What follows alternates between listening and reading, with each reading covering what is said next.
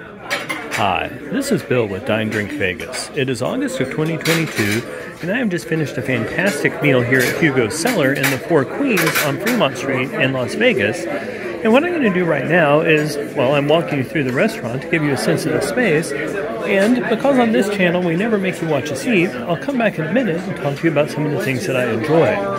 I will say that the food here was outstanding. At first, the service was outstanding. Oh, and here is their famous salad cart. Towards the end, though, it became a little bit frustrating because it took me about 45 minutes to get my check and pay. That said, I think I would still come back here again. The space is large. This is a Wednesday night in August, so it's not a peak time, but it's been busy the whole time. And I would absolutely make sure you have reservations. One of the things which impressed me is that the prices here are quite comprehensive. They include all of your side orders. They include a dessert portion. They include all of that. There is a wine sommelier who walks you through the wine list, was able to make some excellent recommendations about what to have. And there was also a full bar. As you get into this restaurant, you come down the stairs from the main casino floor here at the Four Queens. It is a steakhouse. I wound up having the lamb chops, which might have been a little bit of a controversial choice, but they were rubbed with harissa, and they were fantastic. So again, in terms of steakhouses here in downtown Las Vegas, Hugo's Cellar is fantastic.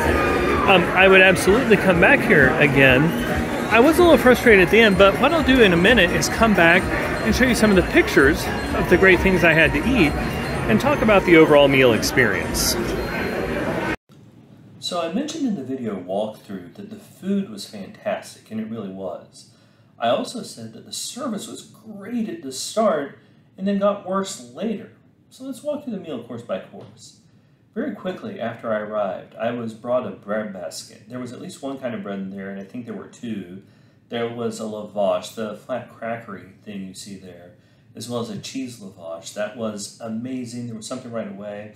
And one of the things that I really appreciated was that the butter they brought out with it was already soft. I hate going into a restaurant, you've got ice cold butter that you've got to jam down into your bread, and it never works. It was also presented as a rose, which it was a nice artistic touch. So I'm getting good service, good food, it looks pretty, everything's going well. The wine sommelier comes over. I was asking him about what I was going to order later on. I said I think I was going to get the lamb. He recommended this Pinot Noir, which wound up being very good. And that Pinot Noir was only $14. That was a great value, right? It wasn't the best glass of wine I ever had, but it was 14 bucks by the glass. It was a very good glass of wine, and it paired well with my lamb. I also ordered an appetizer, and this is the only thing I wound up getting besides the wine, which was an extra cost to the meal. One of the great values of Hugo's Cellar is that the bread basket you saw and all the later courses I'm going to show you were included in the price of the entree. The shrimp cocktail was very good. I usually don't care for remoulade. I'm usually more of an American cocktail sauce, the red sauce you see there. I'm more of a fan of that, and the cocktail sauce was good. I actually enjoyed the remoulade, and the sea beans, which were underneath it, were nice and salty. So the shrimp cocktail was a nice addition to my meal. Now, in terms of things which were included in the price of my meal, one of the things that Hugo's Cellar does, one of their classic service touches, is that they prepare you tableside, they prepare you a salad. They roll it up, and they might do a little better job of explaining in advance what your options are. So it's a very efficient service. It's a good salad. They start with the lettuce, they ask you what kind of dressing you want. You've got all sorts of topping options. It was a really fun part of the process, and I wound up getting a beautiful salad. I got mine with the heirloom tomatoes and the pine nuts. I think they probably made those croutons in-house. If they didn't, they got some very high-end croutons, but the croutons were really, really good. I got mine with, I think it was an orange vinaigrette dressing. So I got a salad, and that salad was included in the price of my entree. That's one of the things which makes a lot of the steakhouses downtown, in particular a place like Hugo's Cellar, and maybe Top of Binions too, different. A lot of it's a pretty comprehensive price. So I have enjoyed a lot of food. I've been having a good time, and they did one of the touches that I really enjoy seeing in upscale restaurants. They brought me a sorbet, intermezzo. It was an ice cream. Okay, not an ice cream, it was a sorbet, but designed to cleanse the palate, because I'd eaten quite a bit at this point, and they really wanted me to be able to enjoy and appreciate my entree. So far, great food, high-end service touches, I'm having fun. My lamb comes out and it's perfect. There were 4 lamb knuckles, each of which had like 2 chops on it. I'm a big guy, but I couldn't finish this much lamb. It was cooked to the medium rare that I requested. The potatoes were good. The asparagus was very good.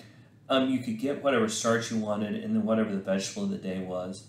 But I thoroughly enjoyed my meal.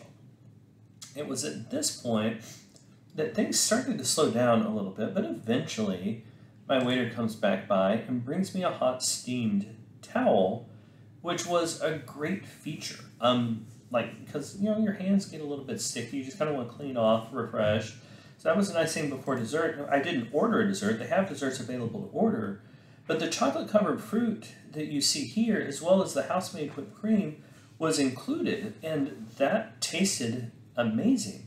I thought about getting the bananas Foster, but at this point I was frankly too full. I couldn't have enjoyed it.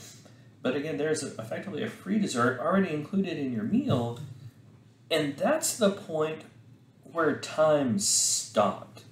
It was probably a good 45 minutes between the point where I got this and the point where I was able to see my waiter again, pay my check, and leave. He walked by a few times. I would actively wave. He wouldn't come by. He didn't think to proactively check. I couldn't order another drink. Like, my waiter just disappeared, and it was an incredibly frustrating process because I was ready to go, and I couldn't because I couldn't get my check and pay and leave. And that was all the weirder because the service at the front end of the meal had been so incredibly good. So would I go back to Hugo's Cellar? I said this in the live video walkthrough. I'm recording this part a few days later in the same week. Yeah, I probably would, because the service was very good up front. The food was great. It was a great value. It's a pretty setting. But gosh, I'd want to make sure I could find my waiter and flag him down. Before dinner, I had been to the Chicago Brewing Company, had a cigar. That was a nice part of the meal. I would encourage you to incorporate. It's a few steps down on the casino floor. I hope this video has been helpful to you. I would love to read your comments in the comments section. Where do you like to go for a nice steak dinner in Vegas? I'd be thrilled to answer any of your questions you have, and I would really appreciate your support for the channel by having you click like and subscribe. We do this so you get the content that you need to make the decisions you need to make about your trip to Vegas. Thanks so much, and happy travels.